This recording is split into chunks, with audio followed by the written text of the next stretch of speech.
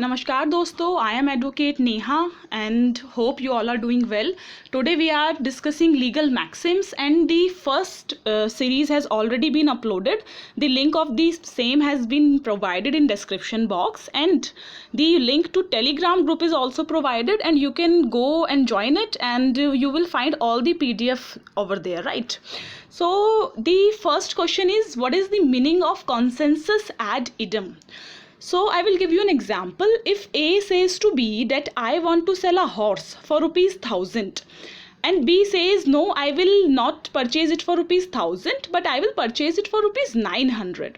So here what A is offering is different from what B want to accept. So there is no consensus between what they want to sell or what they want to purchase on the specific amount, right? So ₹1,000 and ₹900. But if A says I want to sell horse for ₹1,000 and B says all right, I am okay with it and I will purchase it for ₹1,000, then there will be said ki there is consensus ad idem, that is meeting of minds. They do agree on same thing in same aspect, right? So answer is D.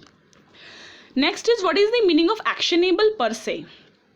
For example, some Miss A who is your neighbor and you parked a car in front of her house and she said no, you cannot park your car in front of my house, and you did not like it, right?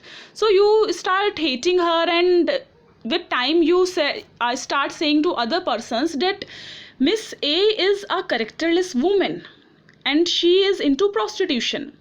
So here the legal right of Miss A is being infringed, right? And so this is actionable per se, as it did not require any proof of facts, and on the face of it, it is known that yes, action can be filed against you.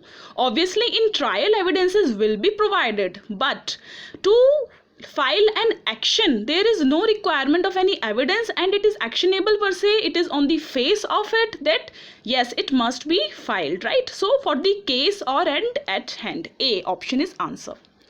What is nudum pactum? So here is A, gratuitous or bare promise, divide of any consideration. C is the correct answer. For any contract you require consideration. Example, A said to B that I will sell you a horse and B for ₹1,000 and B said okay, I will purchase it. So for A, ₹1,000 is consideration because he will get ₹1,000, and for B, horse is consideration because he will get the horse, right? But if there is a contract in which there is no consideration, then that will be called nudum pactum. I will elaborate it further. If you want to sell a car, then you will sell it in 5 lakh rupees, 10 lakh rupees, or whatever the value is, right? So there is a consideration, car is there and amount is there, right? You may also say okay, I will give my car to you and you give your car to me, that is also consideration. But if you say okay, I am giving you my car, take it and go away, so it is bare promise, right? There is no consideration in it and it will not become a contract, obviously. So it is nudum pactum. The next is quid pro quo. So what is the meaning? Answer is option D, something for something, that is consideration. So I had already explained you that if A want to sell horse and for ₹1,000, other party will say okay, then for A ₹1,000 is consideration and for other party horse is consideration. The next is, what is doctrine of restitution? Suppose you enter into a contract and the other party is not fulfilling his or her promise, then what will you do? For example, you said obviously I want to sell a horse for ₹1,000. The other party gave you ₹1,000, but you are not delivering horse to him now. Then what can be done? You will go to court, obviously, because you want damages. You have already given the payment, but the other party is not giving you anything in return. So you want to recover that amount also, and because of that process that the other party has breached the contract, you have suffered also. So there is some mental suffering also and your time has been wasted, right? So you want to recover that amount also. That is restitution, right? So answer A, law, doctrine, gains based recovery. Okay.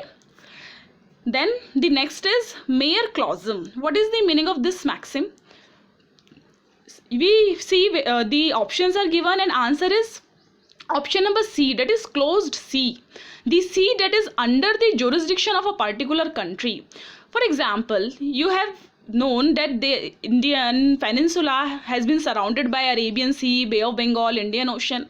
So obviously in that on that water we have particular jurisdiction. Up to 12 nautical miles it is said that you have jurisdiction, and if any let's say a ship is crossing it from those waters, then obviously the consent of Indian government is required. You have to take the permission if you are doing any trade, you are traveling through it, or something like that is happening, right? Nautical miles is unit, and 1 nautical mile is equals to 1.85 kilometer. All right, so mare clausum is closed sea, and the jurisdiction upon that water is clausum, mare clausum, right? The next one is presumptio innocentia. So what is the meaning of this presumption of innocence? Option B is the correct answer. Suppose a person is accused of murder. So can you from the first day say that he is accused and he must be punished? Obviously it cannot be said, because he has a right to prove that no, I have not committed this crime, or there are some circumstances which because of which I had committed this crime, so I must be given some lesser punishment, or there may be some other reason. So evidence need to be given, right? So from the very first day there is presumption of innocence, that the person who is accused is not guilty, and if the victim proves him to be guilty by giving evidences, then definitely there will be punishment. But from the initial state there is presumption of innocence. Option B. So next is non compos mentis. What is the meaning of this, please? So this is unsound mind. Suppose a person who has no control over his acts. A person wants to eat an apple and he take out a knife, right? But when he wants to cut the apple, he cannot differentiate between an apple and a boy, because he is unsound mind, he did not know anything, right? So a person who is not in possession of his own mind is, we will say, non compos mentis. So the word compos here represents possession, right? So answer is option B. The next is jus in bello. What is the meaning, please? The body of international law which regulates the conduct during war, that is jus in bello. So answer will be option number C. Suppose there is a war going on between so many countries.